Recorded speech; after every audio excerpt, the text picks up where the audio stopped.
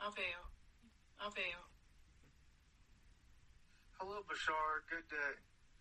If all time exists now, then that means there's already a soul for every body that will ever exist.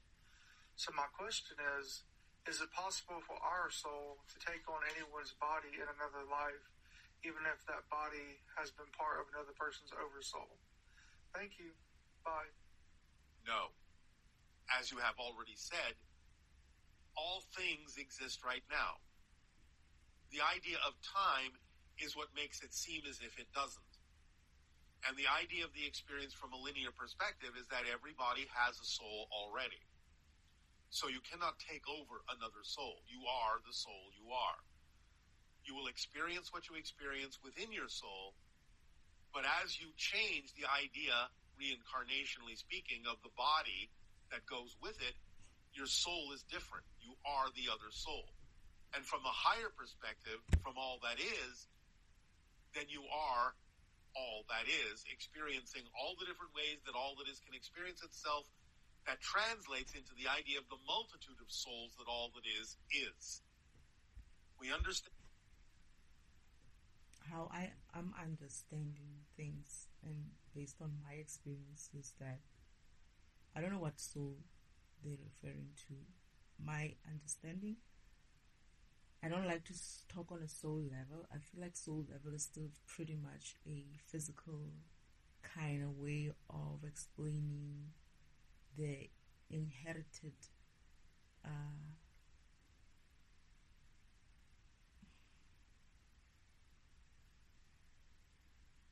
how can I put it? It's almost like it's pretty much physical, inherited physical kind of behavior, deeds, and that is what shapes you in this environment physically.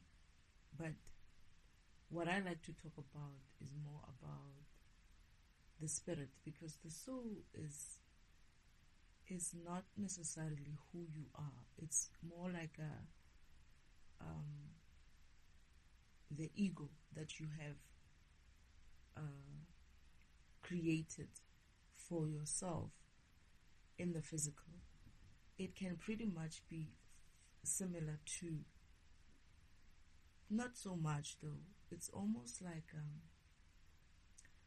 when I was destined in another planet, right, where I existed before here, I was destined in that way, but to the core I was still destined defragmentation.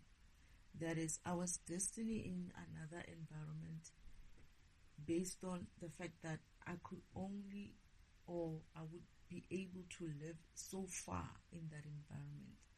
So whatever soul I'm going to build up in that environment will be based on whatever that environment allows me to be. Isn't like things like, do you have kids? Did you go, what kind of work you do?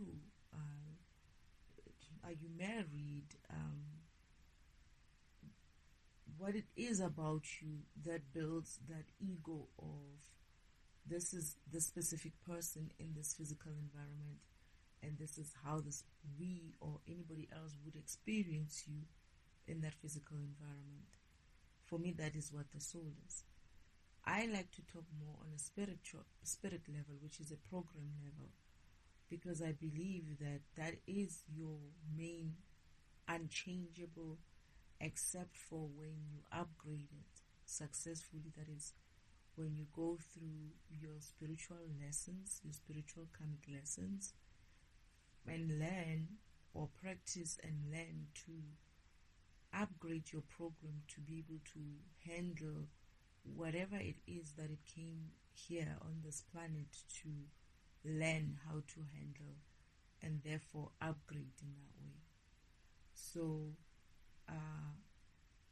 in terms of the spirit, you are always going to be that spirit, perhaps upgraded to different versions as you continue to ascend through the spiritual ladder. That is, as you continue to learn about many other facets of your program, or as you continue to add more functionality to your program, depending on what your program is and how far your program has been designed to evolve through time.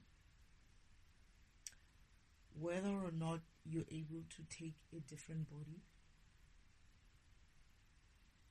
yes, your spirit can take a different body. I just burped now. Your spirit can take a different body because it's just a vehicle, right? It's just a vehicle of your spirit to be able to exist and be able to experience the physical environment in a physical way. But your spirit is capable of taking on whatever body that was existing, if only it's still in good condition. That is, it hasn't went into a state of decay. Then you're able to move into that body. How I know this is possible, not necessarily on earth. I had to do that while I was coming here on earth, but I didn't take someone else's spirit. I didn't take in someone else's body. However, Father presented me with that choice. So this is when I was coming through to earth on a ship, right? And my counterparts and I had some sort of a disagreement, and it got to the point where I died because they were essentially forcing me to take what they thought was medication, only to find that it was poison. However, when I die and I move into the space where it's like I haven't really transcended back into the spiritual world, and I haven't really I haven't really left the physical environment or the ship environment or the area that we were in the universe at the time when we were flying. So Father says to me, because I was crying and upset about the fact that they just killed me, right? Father's like consoling me, but then also after consoling me, he presents me with an option. 3 options, that's what he said. He said, you have options. You can choose to go back into your body. That is, I had died and I was a spirit again. I was a spiritual being only, without a physical body. But it's not to say that I didn't have a shape of a human or humanoid body in a spirit format. I did still have that. I wasn't some sort of a ghost light. No, I looked like I was okay, alive and everything. However, if you have no access to that kind of dimension or plane, you won't be able to see me, obviously.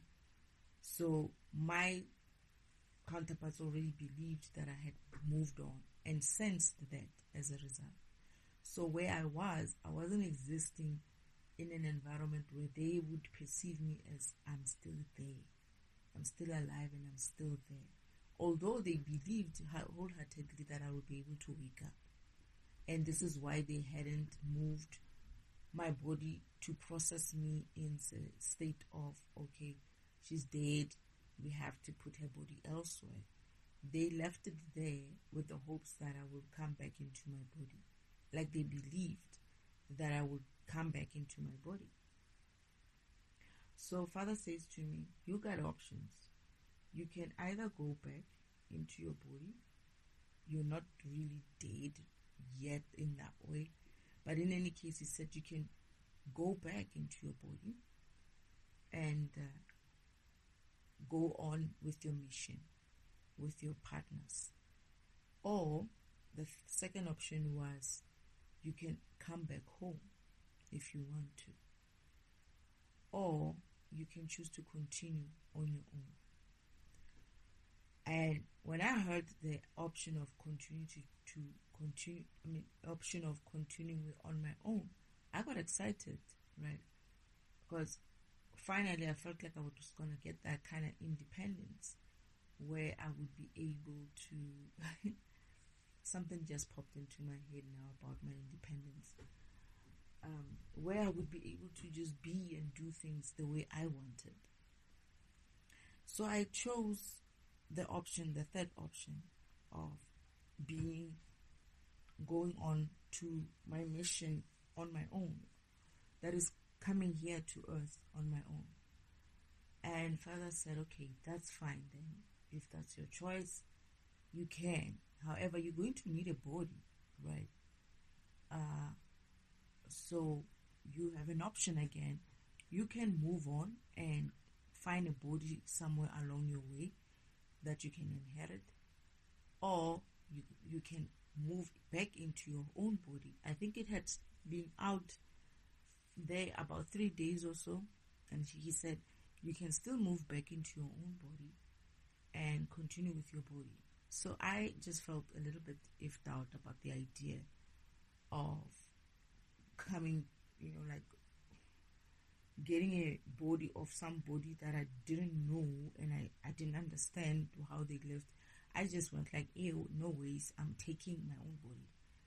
Father says to me, okay, but however now you must be fast, because as soon as you go back into that body, your counterparts are going to know that you're back and they're going to come to running. So you need to make sure that you leave without them stopping you, because if you don't do it fast, they're going to stop you. So this is where I went back into my body, and I essentially had to go back in as quickly as possible, run out. And yes, I did run on foot in the universe, out in the universe, in the what people would call universe cosmos. I was running. My counterpart was behind me. We could run in the universe in that way, that dark space and stars and whatnot and planets. We could get on and run, and I did that. Yes, you are able to inherit another different body, but that body has to be still in a good condition for you to move into. That is for your spirit to move into. So, time is that it shouldn't be too old, obviously. It shouldn't be already starting to decay. I mean, you don't want to be carrying a decaying body, right? But if I remember, my body was still like 3 days old, and my father said it's still good and it hasn't been processed yet. So you can move back into it, or otherwise you're going to have to acquire a body on your path to earth. So I'm not sure why Bashar would say no, or maybe if I didn't understand the question. As to your soul, I don't think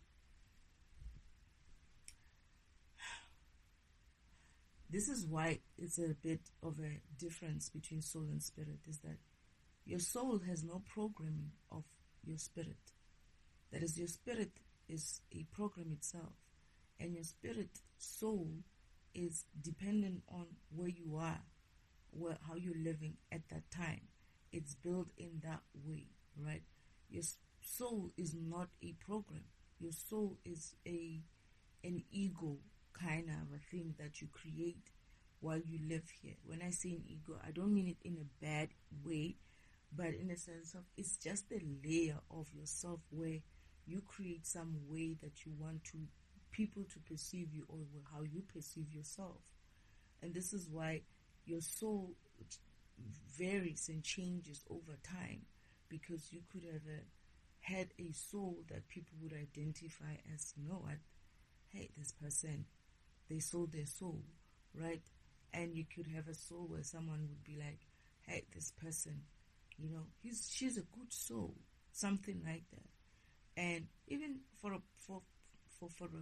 this is where they're judging you or you're judging yourself, or you're weighing yourself, that is your physical self, in the physical environment. However, your spirit is always going to be a program. And that spirit program, the only time it changes is when you're adding new functionality onto it. This is where your programming is being advanced by adding more functionality to it. Else, it stays pretty much the same. And your soul could be also based on the fact that your program, your spirit program, would be learning their functionality in this environment. And as it learns, it would become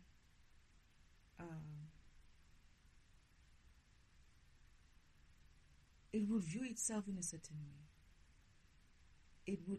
It would start developing a sense of itself based on whatever functionality it has discovered about itself, or whatever functionality it has added to itself. And that might influence your soul in that regard. That is how you operate in this environment, or how you present yourself in this environment. But your program, yes, your spirit, yes, can move into another body, a different body that was previously carried by somebody else, as long as that body is still in good condition. That is,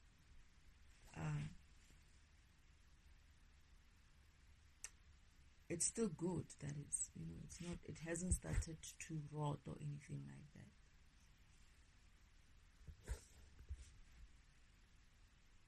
Understand this can be somewhat confusing, but it depends upon the level that you're looking at it from, the perspective you're looking at it from. So in order to not be confused, you have to understand that asking the question from a particular level can help the answer be more clear, rather than mixing the levels that you're asking the question from. Hello, Bashar. I would like to ask about Kundalini energy. What are the practical steps to make it rise? I wonder what to do if you can already feel it at the bottom of your spine, but it does not really want to rise. Like, how do you work with it? How do you make any progress with it? Practically. Thank you very much. Much love from Prague. Jan. Again, a lot of it has to do with following the formula more precisely, really acting on your passion strongly, allowing yourself to be okay with being in the higher vibrational state, and applying that outwardly in service to humanity. Synchronicity will bring about the conditions and the opportunities for you to feel that energy rising along your spine, or in whatever way, shape, or form it needs to, but don't insist that that has to be the way you feel it. It can be experienced in any number of ways, including simply in the moment an overall ecstatic feeling when you are flowing in your energy and being of service to others. That can be representative of the full Kundalini experience, even though you may not feel it rise specifically or literally up your spine. All right, I don't know what that means. I'm not even going to talk about it, because I don't even know what that is. These are more understanding. My understanding is that it's more physical representation of certain type of energy points on your body. I have been guided by spirit to work on my chakras at some stage, and essentially what they did is they didn't say go and do this and that. They essentially addressed my issues, right? My issues that I have in this environment that were created as a result of my experiences. That is, I will talk about chakras in this essence. I don't know if Kundalini is also a chakra or anything like that, but I do understand that it could be some sort of an energy point. If I understand, it's the spine part at the bottom of your spine at the back. But would call, I don't know if it's the difference, if it's a root chakra I don't know what's the difference between it and the root chakra.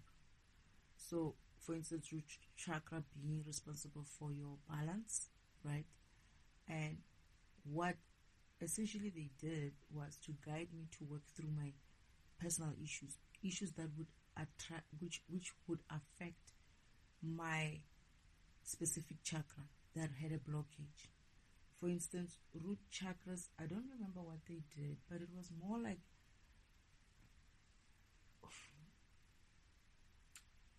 I think they started with the heart first. They guided me through to the heart. When I cleared issues like feeling unworthy of love, and they made me understand how I came to actually start believing that kind of thing, that I'm not worthy of love, I'm not worthy of finding a good person or a good man or a good life in terms of having family, having children. They made me see it for what it was, that I was actually by this environment, that is, I was actually being bombarded with the belief system by my environment programming me or reprogramming me to believe so. So what my family essentially did, I would call them my family in earth, right? My earthly family. They would send people to come in and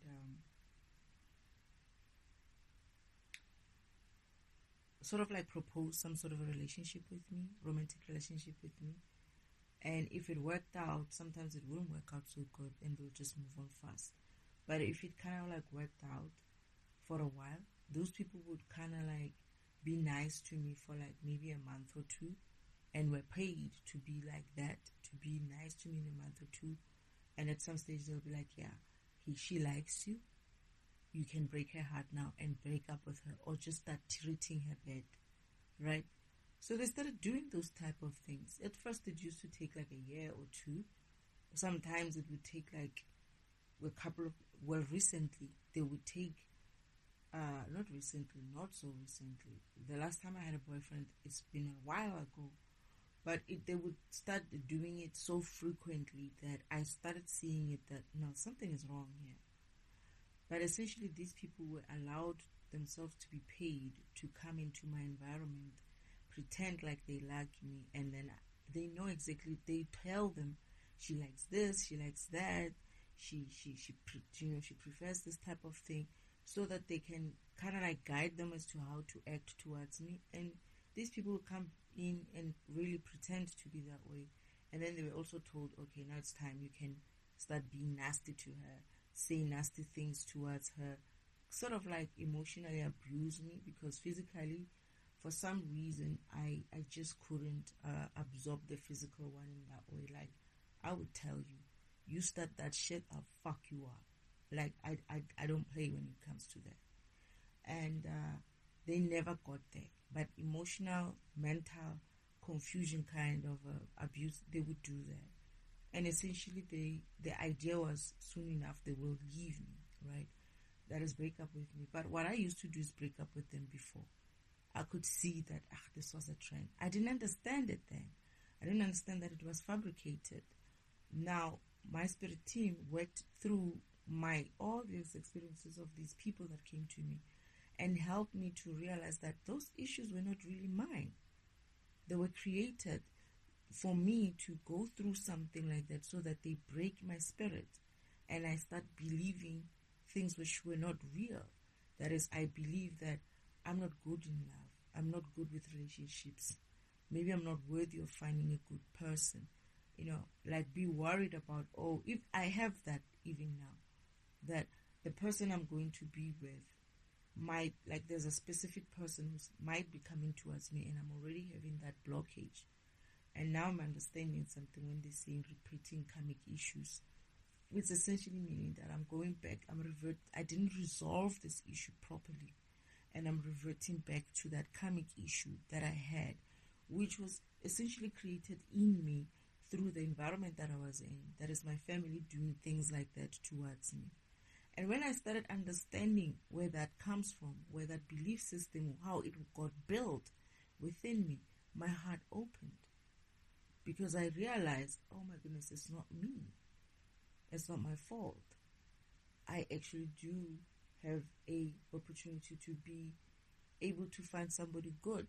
And what they did was to also show me which of the beings which were real for me, who were my real counterparts or my real soulmates, have been tampered with as well. That is the reason why they didn't come through to me, is that they tampered with them. Similarly, the one that I'm expecting, or I was expecting 2 weeks ago, has been tampered with. And this is where now I have an issue with him. As in like, I already know that my family has got to you, and I don't have the energy to be going through that again with you in that way. And he took a bite as well of whatever it is that they were presenting to him. I don't know if he's aware that they did something for him in that way, that they made him do something. They knew what they were doing. They knew that they don't even have to do anything. All they have to do is just talk to him. And when I find out, I'm going to be like, I don't want anything to do with him, because he must have been reprogrammed to come towards me in a way that she would obviously in the future try to possibly. It's almost like I know that should he start off, I'm going to go into a relationship with him thinking, oh, they already spoke to him, they already did this with him, so he might just change in the near future. He might just get me into a situation where he gets me too trapped and then decide to change, and I'm not going to accept that. So now it has created some sort of an imbalance. Perhaps my root chakra is going to be affected by it, because of now I'm not balanced again in this love department, and my heart is also not going to be balanced in that way when it comes to him, because I'm already seeing him as, you've been through with these people, so I am not going to trust you in that way. So this is how they started working with me. They started helping me see things that are not real, and those are the things that create blockages throughout your energy points on your body or your chakras. I don't know if the Kundalini is a root chakra. And the other thing is confidence as well. They're still doing it even today. They are taking my solar plexus physically, so that is my solar plexus. When you don't have confidence, right, that is, they show things like exactly what they just did now by interfering with a love interest that was supposed to come through. Those type of blockages that I'm like, no, not again. They're doing this again. Essentially, it starts also affecting certain things without you knowing that, oh my goodness, it's affecting my confidence as well, because now I'm not confident into moving into a love relationship again. That creates another imbalance, and you're not aware of it. The next thing you know, you've got so much of energy blockage because of, if they create more of these type of scenarios for me, even though I know about them, the problem is sometimes you don't catch it in so fast. Like, I'm only realizing it now because of I'm going through this recording or this video, and I'm realizing that, oh my goodness, I am already creating another blockage within my energy points. And essentially, this is how they did it for me.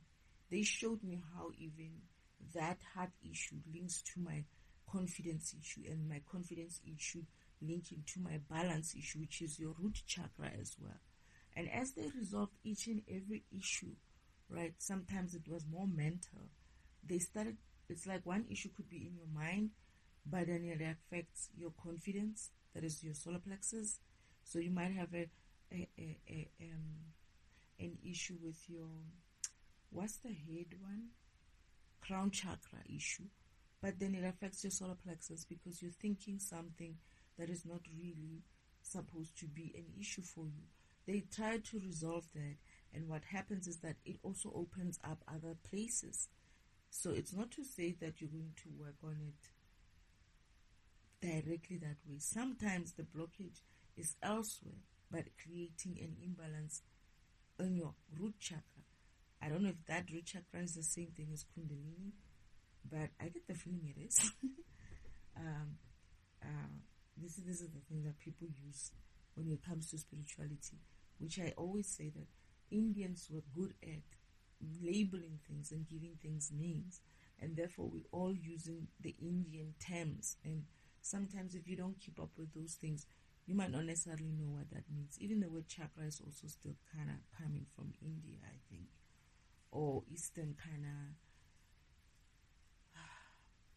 of belief systems in terms of spirituality and religion or whatever that is.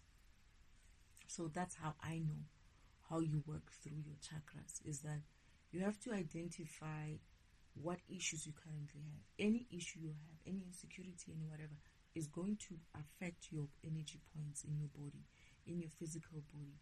And if you don't work on those issues, you end up having blockages. Like I can almost tell that I'm going to have blockages because of a couple of issues that have been happening towards me with confidence of certain things. And I guess this is another recording or video that is helping me from the universe to recognize that I'm building up energy blockages again because of what recently happened, and I need to be mindful of that. So I would say that if the Kundalini is the same as the root chakra, the idea would be to find those issues, your emotional, spiritual, and it's not necessarily spiritual issues. It's more like, do you have an issue with money, right? Perhaps you have a issue with money. It could be something that would make you imbalanced in life.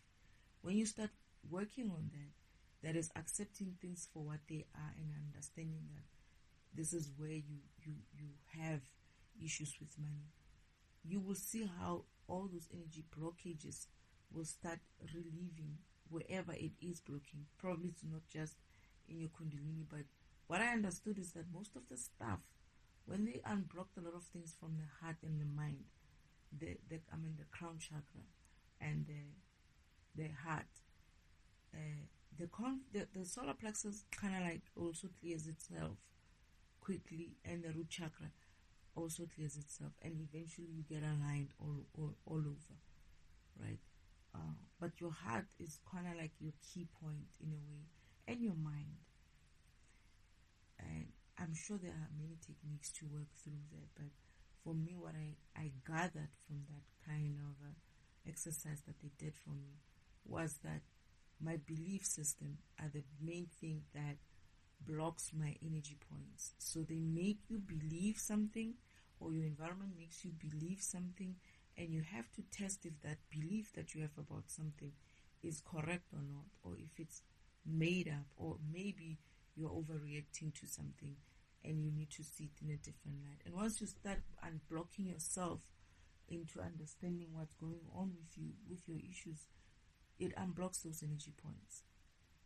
And then you're going to be balanced again. I don't know what the Kundalini is. It sounds like I don't know what the Kundalini is.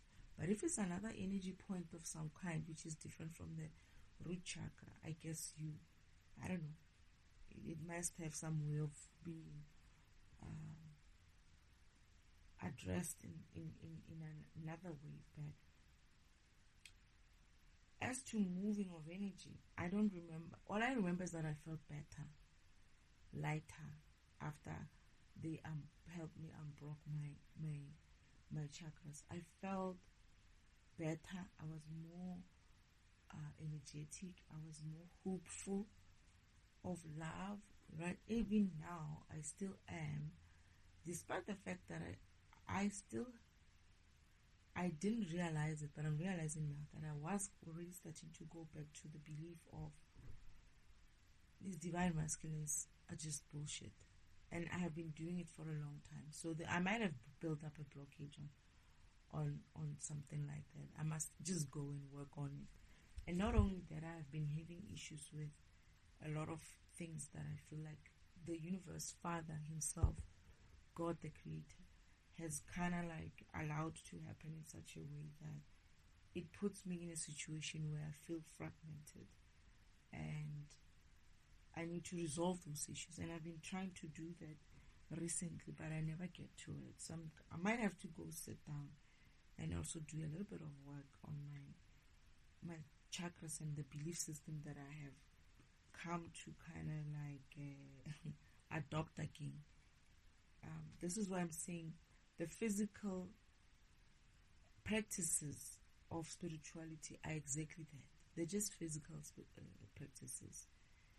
That is just for your physical. And the reason why, if you just focus on just the physical without understanding your spirituality, what happens is that you're going to need to maintain that. You're going to have to go back every now and then to go and do some cleanup of your energy points like that. However, if you understand it, that why it happens to you, what created the situation up until this point, where did you learn that kind of energy blocking kind of way of living, it becomes easier for you to recognize it next time, and it's easier for you to clean it up yourself. You don't need to go to some sort of a practitioner to do it for you, because you understand yourself. You understand what would block you in those energy points. And whatever something new comes up, you're like, okay, adding this one as well to the database to know that next time when I have this type of whatever issue, it might block my heart, it might block my mind, it might block my confidence, it might block my balance in the root chakra, something like that. So that's how I understand it. I don't know if it's the same thing as Kundalinis and stuff. I don't know what the Kundalini is. I've heard about it, but I'm one of those people who's not gonna go and I used to go and find out about all these things and follow them. Even the Kundalini, I think I did, but I forgot about what it meant, right?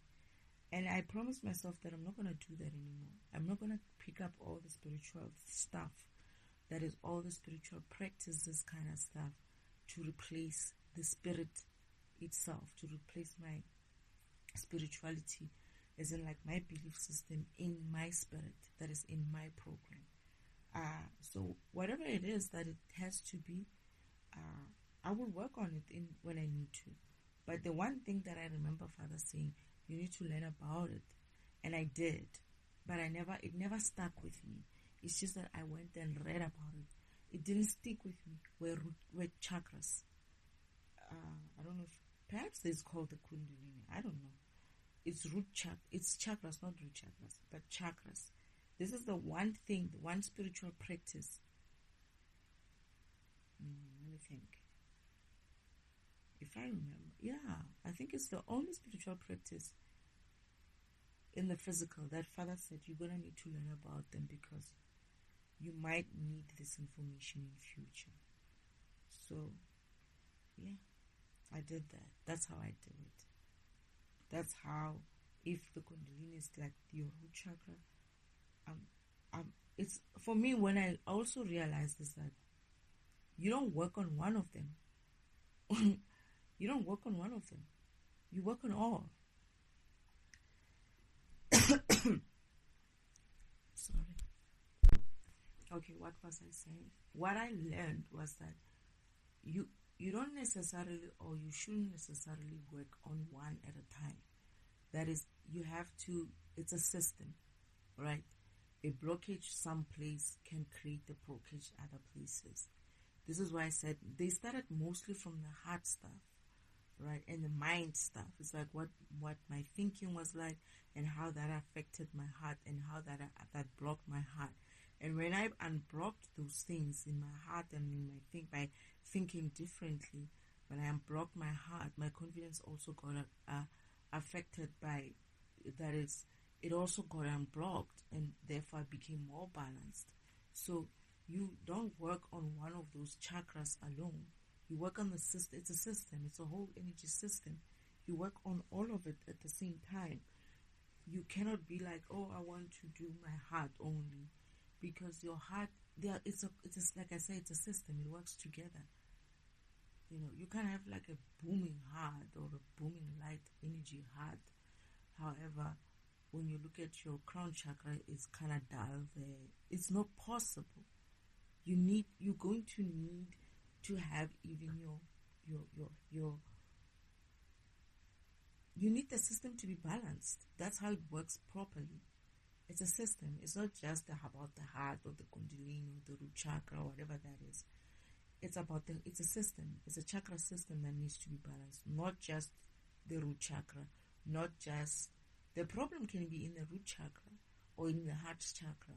But you might find that it's created from the crown chakra or wherever chakra that is. That's how I understand in terms of energy points on your physical body, and how you could work on them. That it's a system. You have to understand that you're gonna have to work on all of it in order to eventually get your root chakra. If the kundalini is the root chakra, you're gonna have to get into the place where everything is in balance. Therefore, your root chakra will be balanced. Imagine you want the energy, if it is the root chakra, that is. Think about it. If you want the energy to move up your spine, but to move up your spine, that energy has to move through your what? From your root chakra to your solar plexus. No. To your sacral chakra, your creation chakra, right? And then it has to move up your solar plexus. And then it has to move up your what do you call it? Your heart plexus.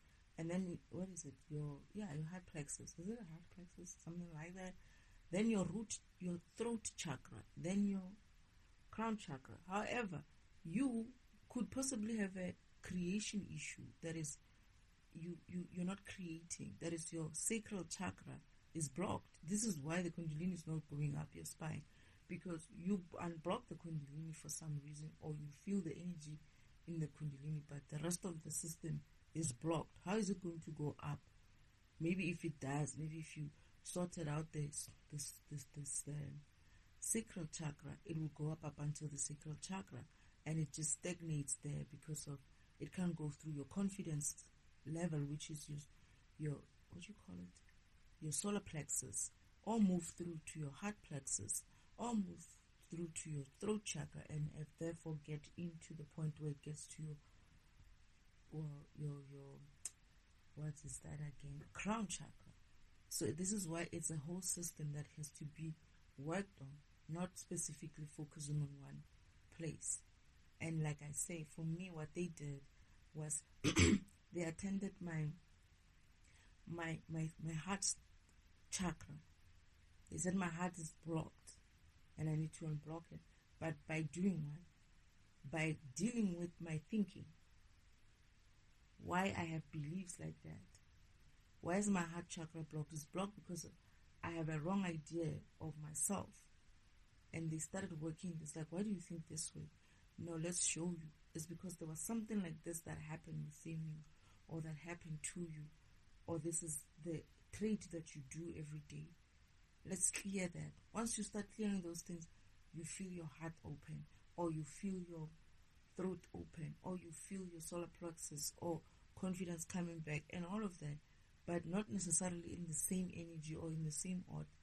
But eventually, as you work on all those blockages within your chakras, you get to the point where everything is aligned and open, right? Then that kundalini, if it is the root chakra, like I say, it will go up because every blockage is being removed. You wanted to get to your crown chakra, I would imagine, right? And that's the case. Then you have to unblock everything. You don't work on your kundalini or your heart chakra only. You have to work on it in such a way that it will fix the whole system. It's a system. They don't work in isolation, these things. If one is unbalanced, it's going to cause some sort of an issue in another area as well, or in another chakra. That's how I understand it. That's my 2 cents worth. That is, of course, if what you're saying about the kundalini is similar to what I understood about the root chakra. And that root chakra is very important. Actually, all of them. So my question is, I have a hard time to accept now, and I know it should be that I'm in the perfect moment at the right time. But I have a hard time managing raising 2 young kids in a Western society with limited sources, because we do homeschooling and we don't believe in the system here anymore, and we want to be more free. And that's my goal, to get out of the system and move somewhere abroad. But my wish to be there now is so big that I cannot accept the now. And I'm burned out because of, I don't know, it's just too much here. So I don't know how to accept the now when my future, where I want to be, is so strong. Yeah, so my question is, how can I do that? The idea is that if your now is telling you that you need to be somewhere else, then you need to take the actions that will bring you there to the best you can.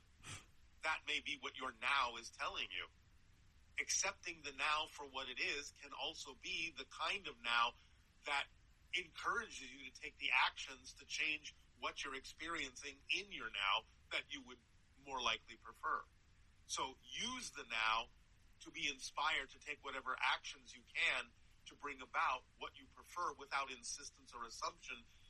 Just let synchronicity show you where you need to wind up. That's how to use what's going on now to propel you forward into experiencing a different kind of now. I'm not saying you have to accept all the things that are in the now. You obviously have your preferences and what's vibrationally compatible and not compatible with you. That's not what accepting the now means.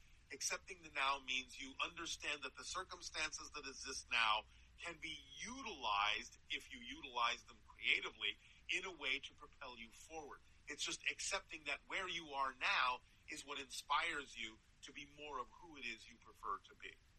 That's all it takes. So take whatever actions are necessary, whatever you are capable of acting on, that will allow you to move forward. Use your inspiration and imagination. There may be many other ways, many other paths than you think are possible. So open up in the now to the idea of receiving inspiration and information and opportunities synchronistically that can allow you to take the actions necessary to move you in the direction of what it is you say would be a more preferable existence for you in your new now. So, when I downloaded this video, it says the description, Bashar, and in brackets it says Daryl Anka, right? And said it's and then the description goes further and says, this is the word that I can never pronounce. Played is truth, right? Bashar reveals how they experience sadness, not heartbreak. But so far, I'm getting that people are just kind of like asking him questions about how to handle their life, right? He's not really telling them how Pleiadians, or whatever that is, are experiencing sadness, right? And then I'm looking at it and I'm like, I don't think I want to be giving kind of advices, because it's not my job to give advice. And I said to Father, while I'm listening, and I'm like, am I going to be answering things like this now in this recording, or should I be doing something different? Maybe I should stop this, because it's not my job to give you advice. It's not my program's job to, as much as I'm a defragmenter, all right, I shouldn't be I should be mindful as well to not fragment you in a way of, I shouldn't get involved in your program. I should allow you to go and connect or align to the right source for you to be able to get the answers to your problems. So this is, then Father says to me, you can talk to them in a way where you're going to share your experience. And as a defragmentation tool, it's also my function to kind of like break you down and build you back up again. So here's my take on what that other person or lady just said.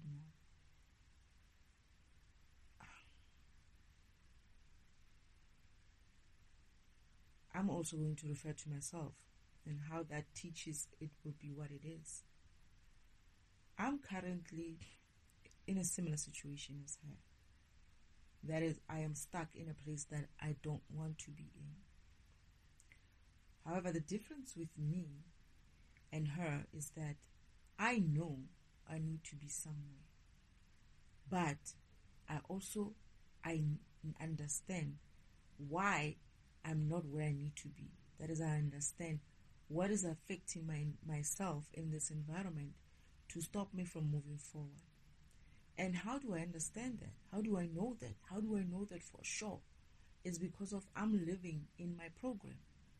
I understand my purpose. I understand my mission.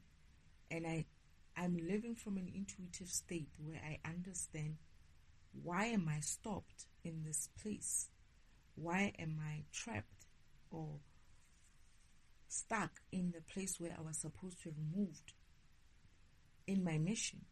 It's because of my life has changed totally from where I used to just move about and not care about how I move about.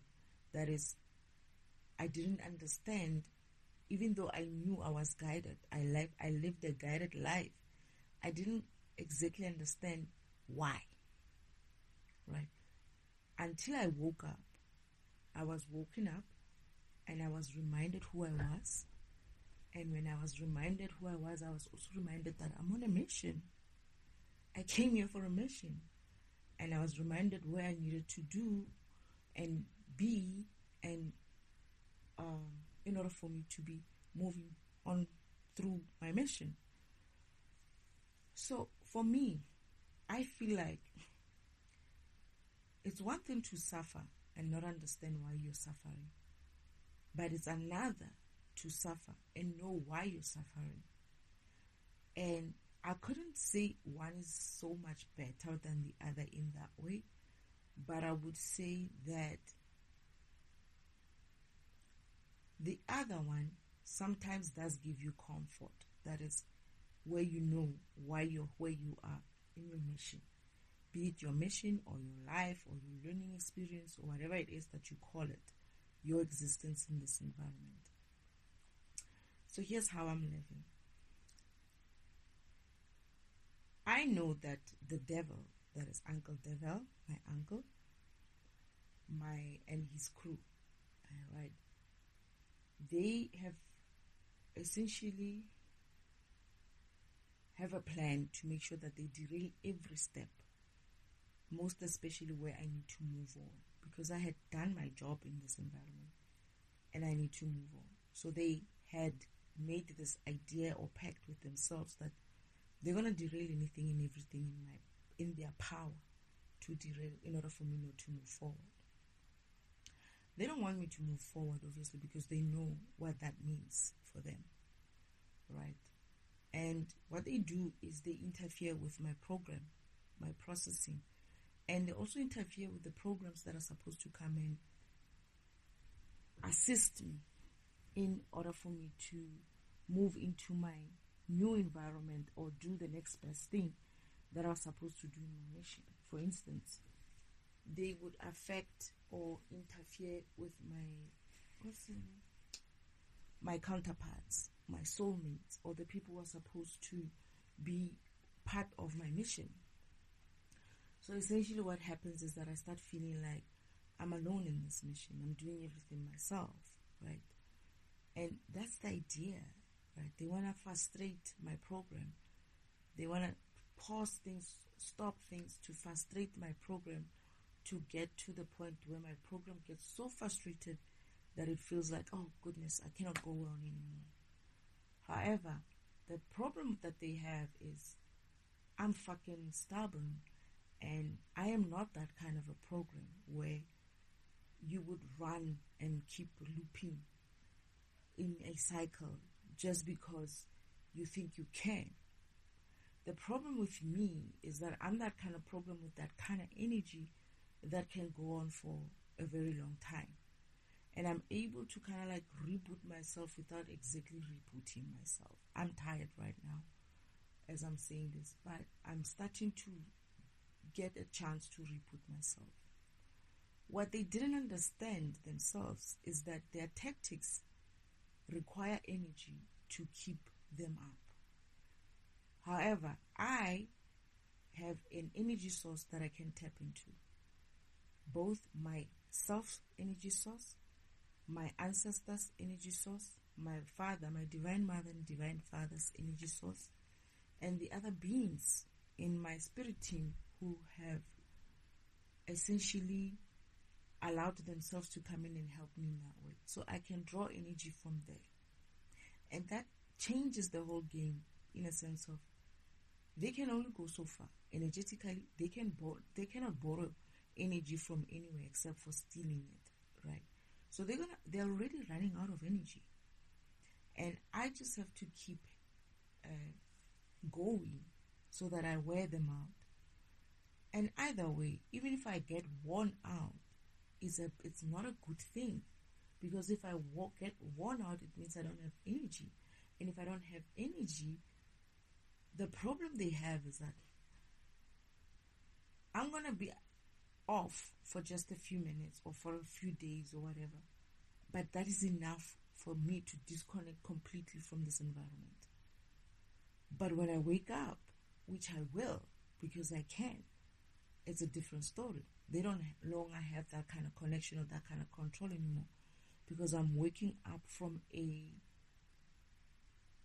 fresh state with an idea of who I am, with a knowledge of who I am. So the tactics that they use to kind of like connect themselves with me in order for them to be able to draw energy from me will have fallen off, because of they won't have any energy source that is working. When I say break down, I mean essentially break down in the sense of I don't wake up. I fall from exhaustion, and I'm off from exhaustion for some time. And I feel like it's not even a long time, but if I remember, it was going to be some time. But I do wake up, right? I can wake up. Anyway, it's just the body that has an issue. My program doesn't have an issue. My spiritual program is powerful enough to continue with this. But my body, my physical body, is the one that is having a strain. Because I don't sleep. I do eat, but I don't sleep. And I work always. I'm always working, always thinking, always moving on to the next thing, right? And at this hour, it's probably towards 2 a.m. in the morning. Yeah, 1:51 a.m. in the morning. And I'm doing this. And this is how I do things every day. And I'm going to wake up tomorrow morning and continue. So my physical body is the one that's getting strained. But my mind as well is getting delayed. My physical mind is delayed in processing some of my intuition. So what I'm trying to say is, when you operate from a program level, and when you from a program level to your physical, it's a different take. It's like you see things as in like you understand why you're where you are. You're either going to realize it that I'm where I am because I need to learn some lesson here. And once I've learned this lesson, this is where they say I can move on to another level. But when you don't have that kind of perspective, that is your spiritual perspective of why you live the way you do, why you have the experiences you do, it becomes sort of like a frustration of, why can't I move forward? Why can't I move forward? However, when you have an access or living in a spiritual way, that is your spiritual program first, and that translates into your physical, you're going to know which part of your purpose or which part of your path or which part of your mission you're on. And you're going to tap in to your spirit team to understand why you're still there. Is it because of you're still there because you're doing something wrong? Or you're still there because of you need to learn something? Or you're still there because of it's actually safe for you to be there? That sometimes you might want something and you don't realize that if you move there and you go to the next thing, that's actually the worst thing for you. But sometimes you can also realize that where you are everything that you need is actually there. You just need to kind of like rearrange things differently and see differently. Or perhaps it could be that you would be informed or shown by your spirit team that you don't really need to move. You have somewhat of what you need here. If you just rearrange these things for the time being, and you're going to be so ready now and vibrating in a way that you will be able to move to the next place that you need to move to easily. So what I'm trying to say is, when you know the perspective you have, there's two ways you can look at it. You can have a perspective of yourself from a physical point of view. That is, I'm just a normal human being with an organic body, and I'm going through life and I'm going through shit like this, and I want something better. Or you can have a view of your program, of yourself as a spirit, as a physical body with a spiritual sense of yourself, which everybody has. Everybody is a spirit. Everybody is a program. Really understand that program, why you were here, and why your program says you need to be there at that point in time. Or did you take a wrong turn somewhere? And when you are guided by your spirit team to say, yeah, perhaps you took a wrong turn, and this is why you start there, but we want you to stay there because of it looks good for you for now. Because if you try to move forward, what about the children? Changing children's schools and all of that. What about maybe you love your work, or you don't love your work and you don't realize that you actually want to move because of, it's not really about moving. It's just that you don't like something about your environment. But can you change just that thing only in your environment so that you can be comfortable? Perhaps you can. And this is how your ancestors, because when you're living from a spiritual self, you are aligned to an energy source 1, a knowledge source 2, and guidance source.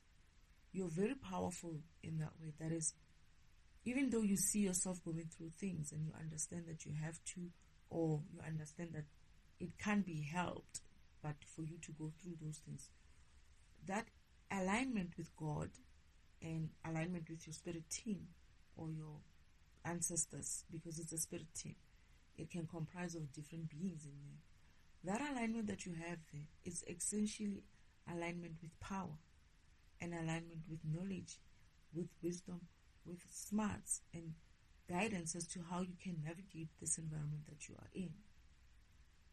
And also still learning, right? Because they're going to show you things that you're missing, that you're not seeing. Perhaps you need to work through something about, because I'm looking at the video, right? And this person is looking very much like she's going through it, like she really, really doesn't know where or how she can move forward. It's almost like she doesn't even believe Bashar would give her a good answer, but she's trying anyway. Perhaps some light can come out from it. But yes, it's not something that is easy to, it's not something that is quick, that is, to go and align with source and whatever. But it is not necessarily, it's something that you try, you do it. And when you do it, it will work when it works for you. But I believe that you're going to start seeing the differences in your life, even just by, perhaps maybe if you do manage to get this recording of mine, just by listening to me in a way of maybe drawing inspiration from myself and maybe what Bashar is saying, you could possibly shift things around or shift your energy in such a way that you start looking at things differently. I'll tell you about myself. I'm going through it as well while I'm stuck here, despite the fact that I know why I'm going through it. So for me, it's like I'm upset because I know why it's happening. I'm upset because I feel like Spirit, Father, God Himself could have done something about it. I'm upset because I'm coming into conclusions like, okay, perhaps God does not have that much control in this environment. Meaning I have to take control of some kind in this environment. However, I'm not egotistical enough to think that that control that I'm going to take is going to be purely from my perspective only. I'm saying I'm taking control with guidance from God. Like today I was saying to my spirit team that I'm going to do this the way now that we don't have a plan, now we're doing it the way I want to do it. And this is how I want, what I want, how I feel like I'm going to be happy. I want this way and that way. You just have to find a way to get me there. That is my spirit team, has to help me, to push me to be in a place where I feel like I'm going to be happy. Right? And I understand something now when I'm going through some of these recordings, why Father doesn't want me to move forward without certain things in place. One time Father said to me, I said to him, but why? Why can't I move on my own? I would have done the whole work by myself anyway, right? Why can't I just continue on my own? And he's like, no, you can. It's not that you can't. It's just that you are too independent. I have taught you to be too independent. And that's the problem right there. I don't want you to miss out on the fullness of life by encouraging you to do it and walk life alone. That was my issue. That's the issue that Father has with me pushing forward on my own. As much as I've got to this point, when I say on my own, I don't mean my spirit team wasn't there. I mean, I don't have anybody else physically to walk this path with me. So they were supposed to come through. However, these beings, these programs, other programs, like me being a defragmentation tool, I was supposed to have antivirus coming through. He is not coming through. I was supposed to have debugger coming through. He didn't come through. And the being that I'm supposed to have coming through now, I don't know what he is, but he's also some sort of a big energy healer kind of a program that was supposed to come through and help me out. But he got derailed as well by the devil.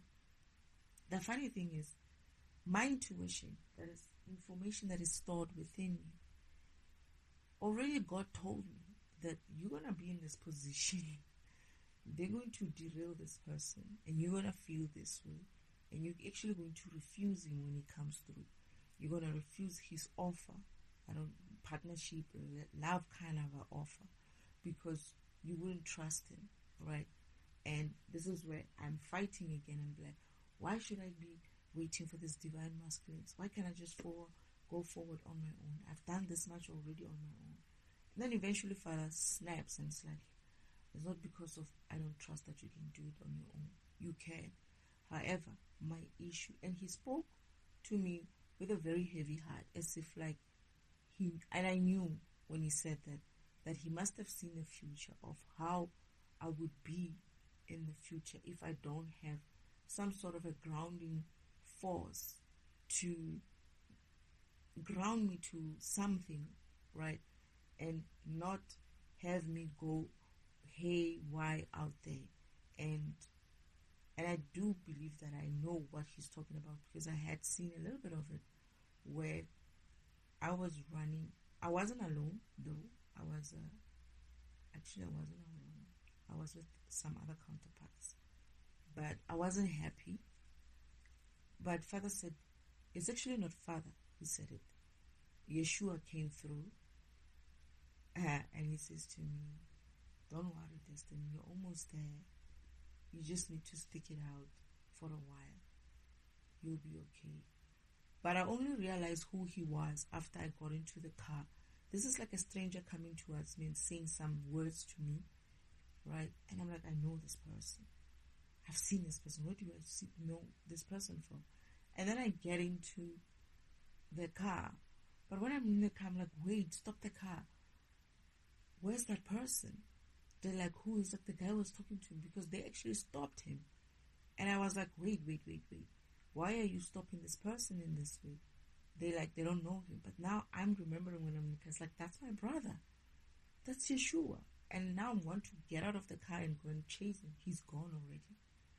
But he was like trying to tell me not to worry, because I'm going to get through that process where I feel, as much as I have a lot of people around me, I'm going to have a lot of people around me, but I still felt lonely, right?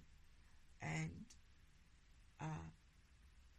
that's the vision that plays in my head whenever I see Father communicate his, not, I guess it's his fears or his issue with the fact that he could allow me to move forward on my own. But now, again, he's going to try his best, obviously, to get me to be with someone. And it's not to say that I'm completely opposed to it. It's just that I'm so mission orientated in the sense of, I want to get there. I want to do this. I want to finish.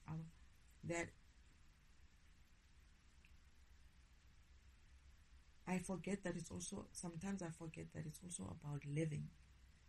As much as I woke up to the idea that I'm on a mission, it's also about me being alive in the physical environment and enjoying life, or trying to find some joy in this environment in some little way, even if it means having some sort of a broken relationship of some kind. Perhaps it's maybe not such a bad thing. And I feel like he's also going to try to say to me not to be so stuck in being so perfect in this relationship that I feel like I have to prevent what could go wrong in the future. So those are my issues, right?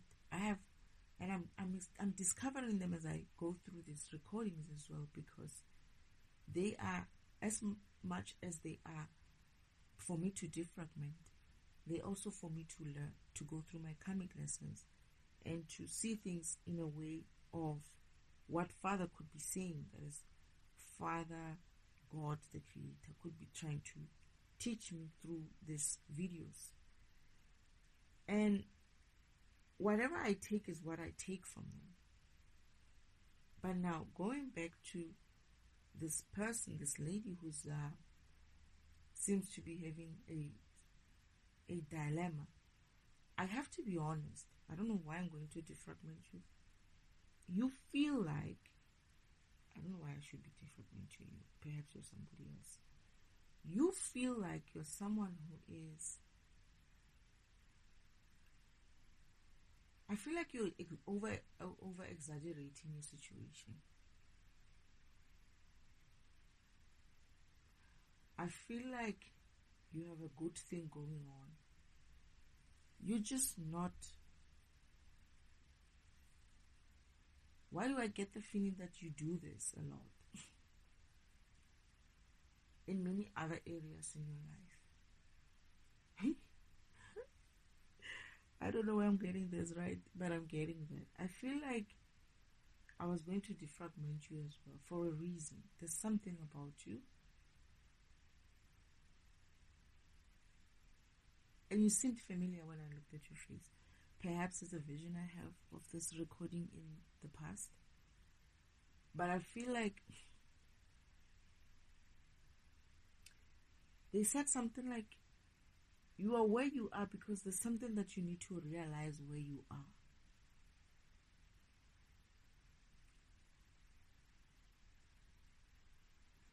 Not realize isn't like realize for yourself, but discover.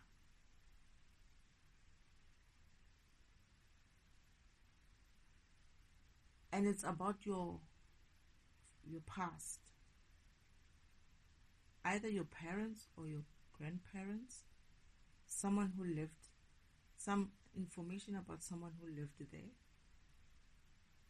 your family, your previous family, your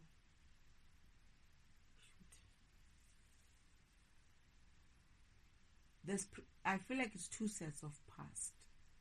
Your mother and your father, or your great mother, your grandmother and your grandfather, something like that. I don't know where you are. Obviously some European country or something like that. It seems like it, but there's a park somewhere near you.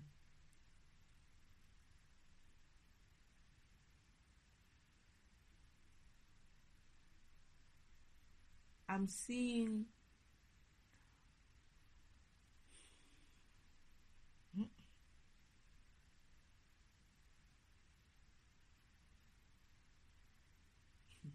can't be.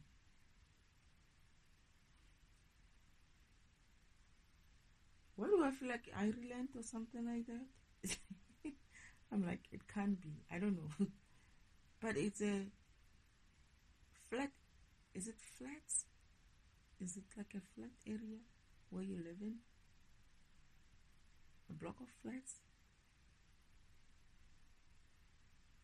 Old buildings, kind of. And there's some sort of they're facing, or it's not that they're facing a park, but there's a park somewhere close by, maybe on the other side of the street.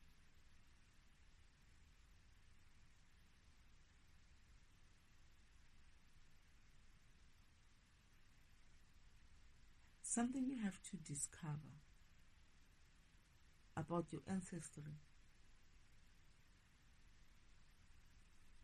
I don't know if it has anything to do with the park that is close to you. I feel like you're able to see this park when you leave your place. It looks like, to me, it looks like you're able to see it.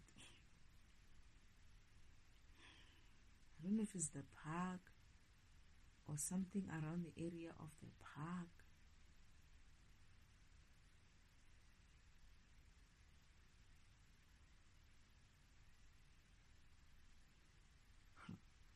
Father, this is weird. I don't know what we're talking about now. Why am I defragmenting here?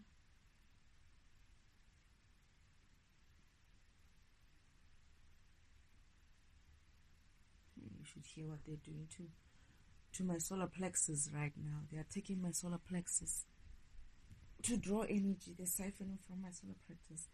But because of I'm going probably over. Yeah, it's an hour already. But there's something, I don't have any other information going forward. I don't know if this vision is complete here or there's some, but I'm getting that you're supposed to find out something about your ancestors, your parents or your grandparents or both sets. It still feels like it's a mother and a father or a grandmother and a grandfather.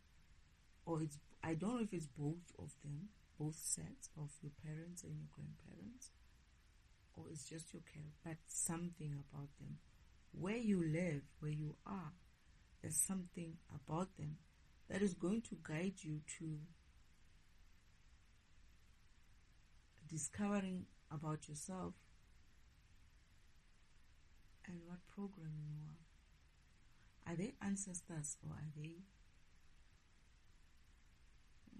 Father, are they ancestors or are they alive or something? What is going on?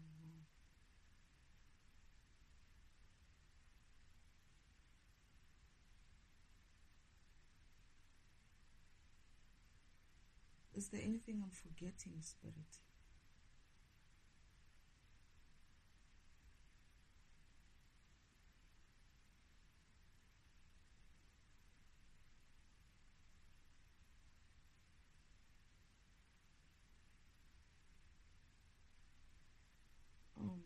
I'm actually praying right now. I don't know, but I might have to pick this thing up at some stage. I don't know. I can only get this far, being tired and all.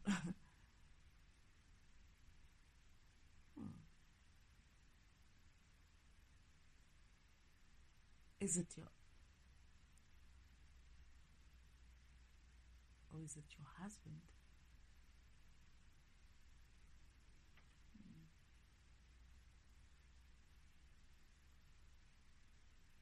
You know what? There's more to this vision, more detail to it.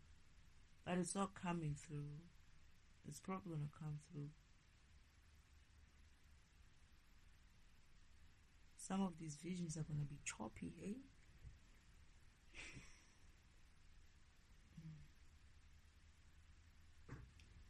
I'm getting that you look that way because you're frustrated.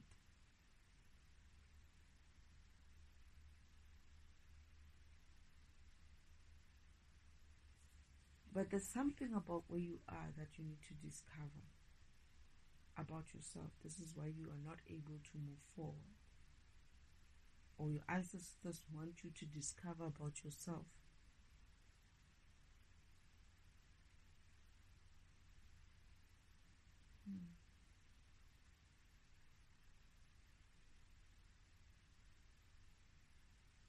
And I feel like whatever, once you find that thing out, it's going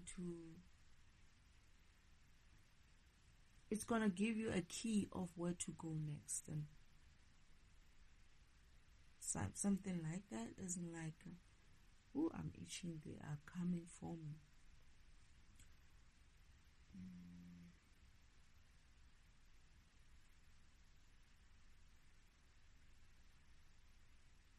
Whatever it is going to help you move forward.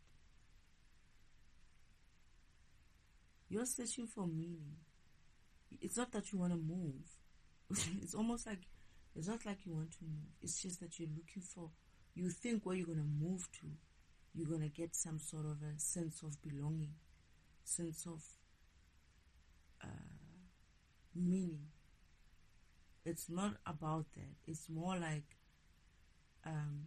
you're searching for understanding of yourself.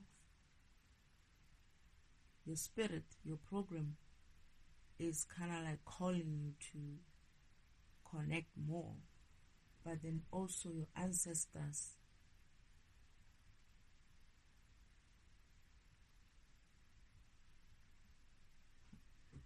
I don't know. I'm just hearing about your husband as well. I don't know if the other set is your husband's ancestors. I feel like this is what I'm saying. There's two sets. I don't know if the other ones are your I don't know if it's your parents and his parents, or it's your parents and your grandparents. But he's involved in this in some way.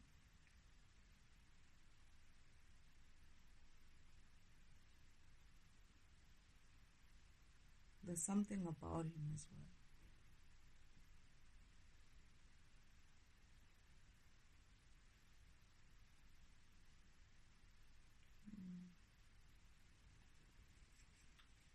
Okay. Is there anything else, babe? Because I'm not sure if I understand. I'm going to drop it here. If I find something else, I might have to do some sort of a recording again, but I feel like the message wasn't so long for you.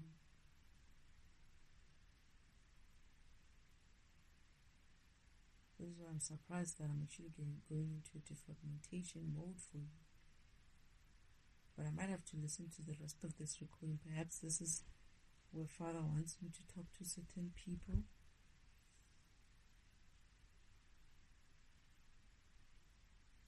Alright, let's continue.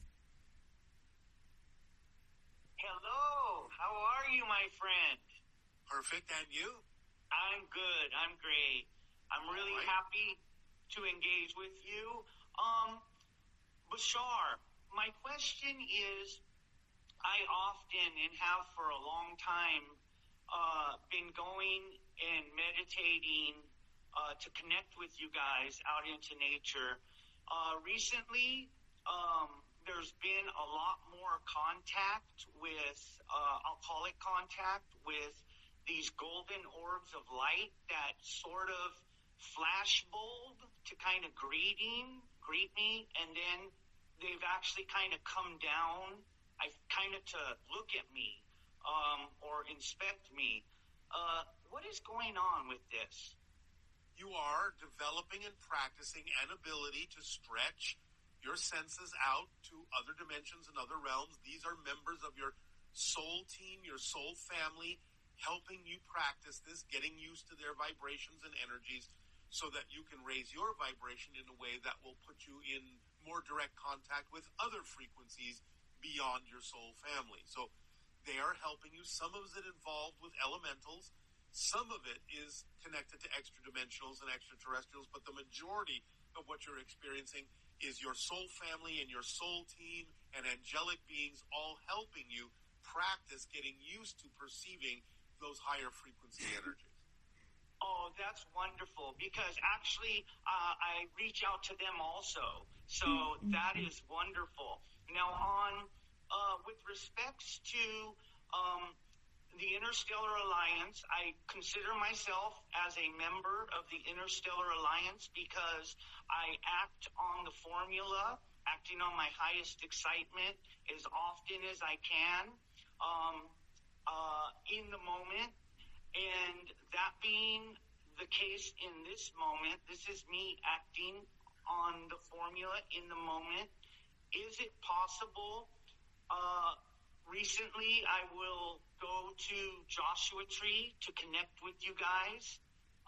Can you give some of us that are in the group some flyby sightings, maybe to familiarize us with a little more of your energy in certain places of either your choosing or our choosing? Possibly. We cannot say for certain yet. Just go and do it in the area and see what happens. It is not fully determined yet, but possibly. Okay, that's wonderful. Thank you so much. I love you all. Love and light to all beings everywhere. Our unconditional love to you as well. Thank you. Okay. Is there a I don't know what to say about this one. This one is weird for me. Oh God, what are you sending me?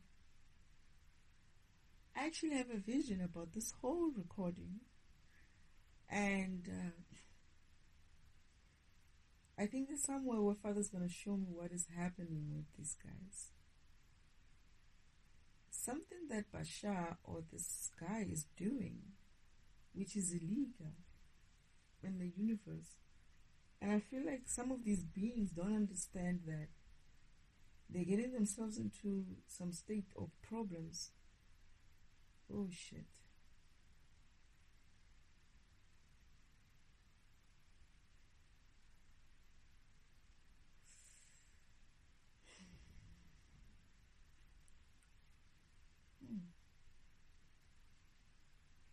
I always say that it's important that you connect to God first. He's the one who's going to give you your assigned, or tell you your assigned spirit team.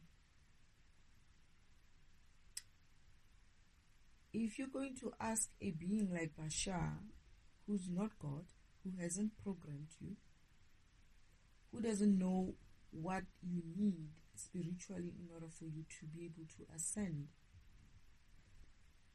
you're going to be misguided, because of these beings have their own agendas as to why they want you to do some sort of connection with something.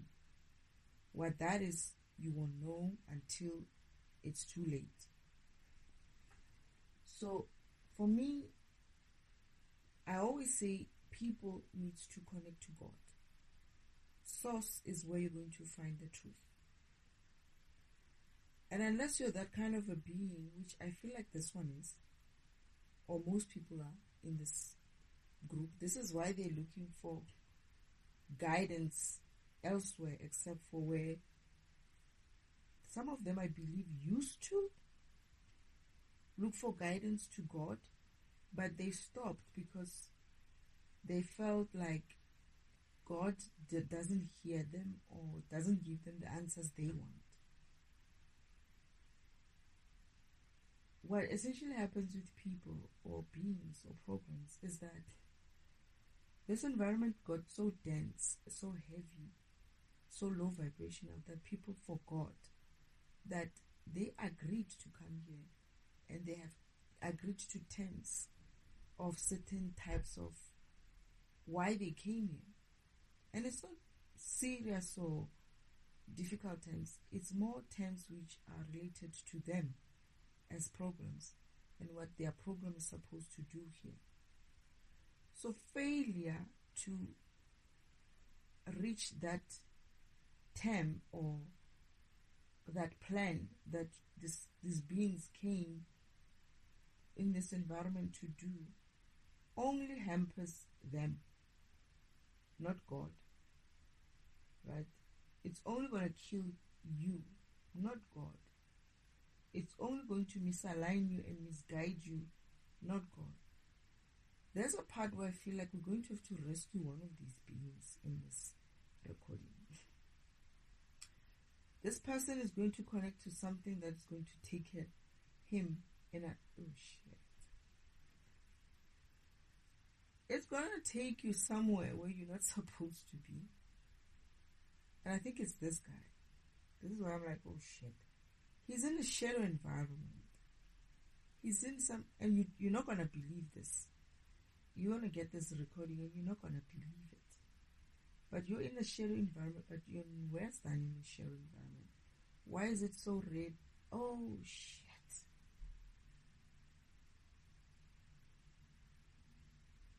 They want to trap you in some sort of a simulation. I got trapped there myself. It's reddish. It's not just shadowy.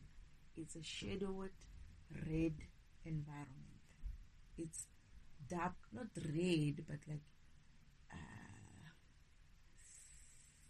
like the soil is red and dark red and dark brownish, reddish brownish kind of an environment. This is the same environment that I got stuck in last time when I came here. And funny thing is, this is where I'm like, oh shit, because I see who's getting you trapped in there. It's my ex. And it's a simulated environment. That is a simulated. People talk about simulated environments. That specific one is not a real environment. It's a simulated environment. But I have to find out. I'm going to have to find out. Or I will have to find out. Or we will have to find out. It's not just me. We're going to have to find out why are they leading people into the simulated environment. Because I see you there, you look lost, but someone is going to approach you. That person is my ex and offer you a way out of that environment. But this is where he's getting you trapped even more.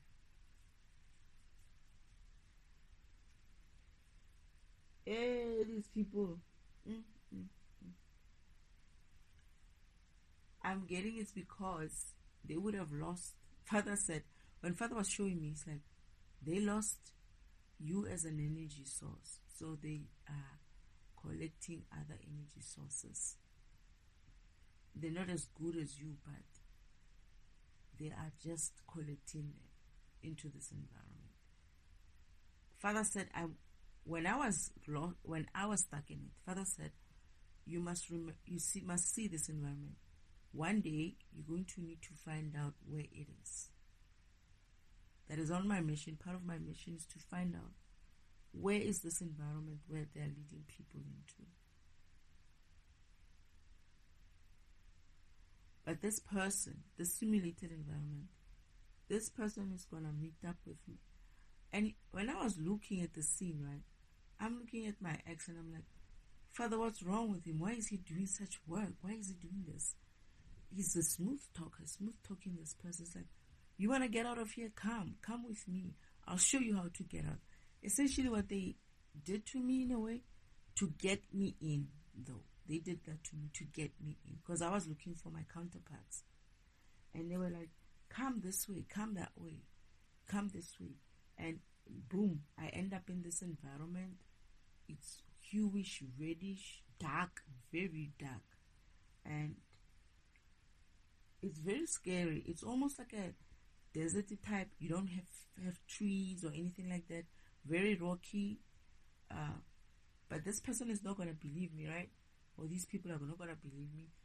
And they're going to go and one of them, and I think it's this person, he's going to get stuck in there. And only when he gets stuck in there and he sees it, exactly what I told him that is going to happen, that's the only time he's going to be like, shit. And now he's nervous.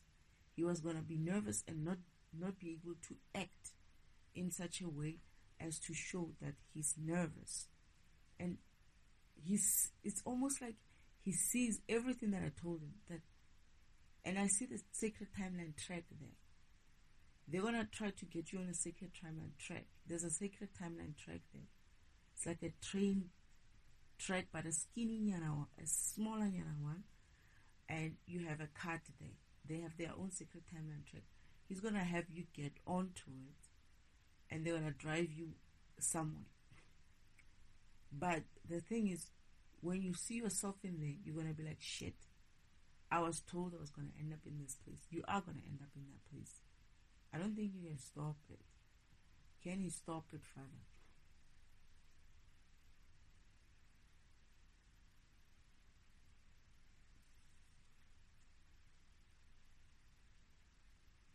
Hey.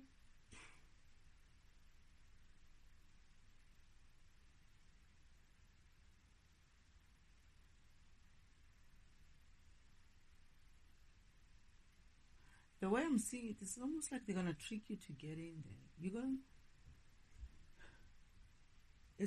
gonna get in there like I did. You won't know that you're going to be put in there. It's gonna be a very weird experience where you find yourself, boom, you're in this reddish, hueish, dark brownish, very, I don't know, it just looks dark, shadowy, everywhere, rocky, mountainous in a way, and you're gonna be like, oh shit, how did I end up here? I don't know how they get you in. I don't know if I can see how they're gonna get you in, but I feel like you're gonna end up there. And Father says to me, he didn't believe your message, and this is why he ends up here.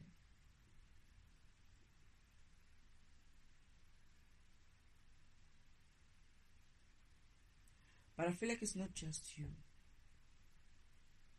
There's 2 other people. There's 3 of you. And it's weird because how they trap you in there, you're not even going to be aware that they're trapping you in that kind of an environment. I feel like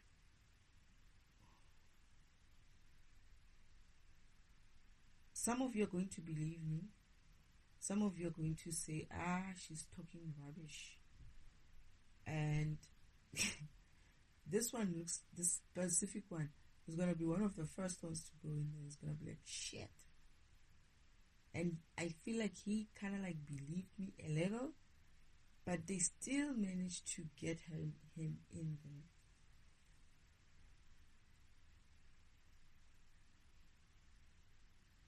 He's not even like,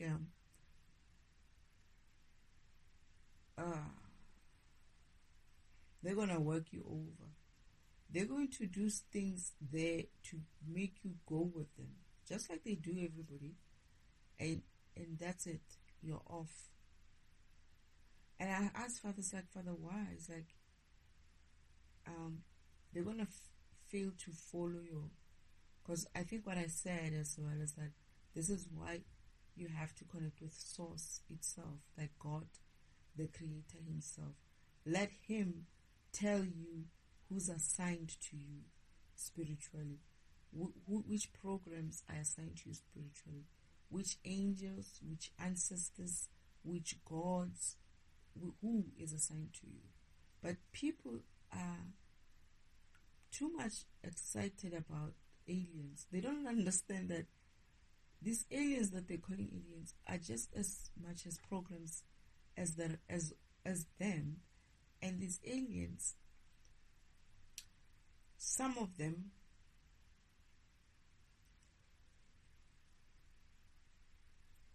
oh goodness, I'm so sleepy. I'm tired.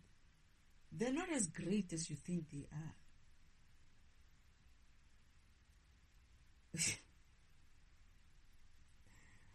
Oh my goodness. I don't know who else. I do feel like the order of the first one, the Kundalini one, the lady, and you. I don't know if there's more. Let me see. How long is this recording? But I feel like there's going to be other people in there, or someone who's going to hear me, or other people who are going to hear me. I'm so itching. And they're going to be like, no, you're going to be debating with someone about it. You're going to be like, what if? But this person said. And you're going to be kind of like trying to draw away from it, but they will still get you. You're going to try to get away from it and like stop doing it, but they're going to make you do something that will end you up in that place. It's like, let me put it this way. Whenever they see that you're about to wake up, like I got to you, or somebody got to you, and you're about to stray away, they're not going to let you.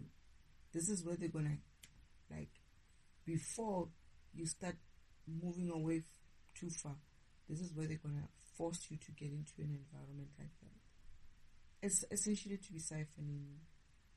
And I feel like this continues. Where they're taking you with that cut, with that track, right? Where they're taking you. I need to remember what they do there. They are essentially siphoning energy in there.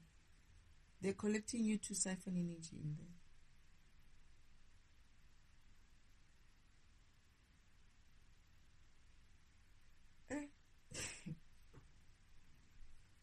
It's not clear to me. There's something that I need to solve in there. And I'm so tired. I don't think I'll be able to.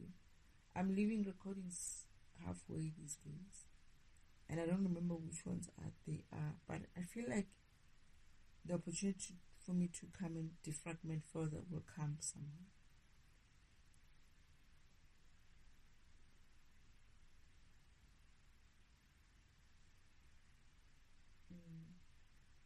Anyway, Spirit, is there anything else? I wish to start this again tomorrow and continue, but for now,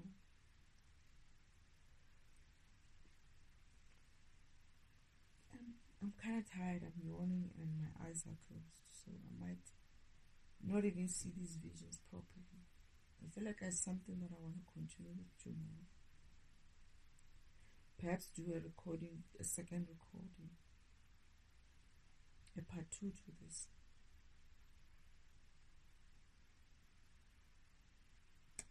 Anyway, thank you, Spirit.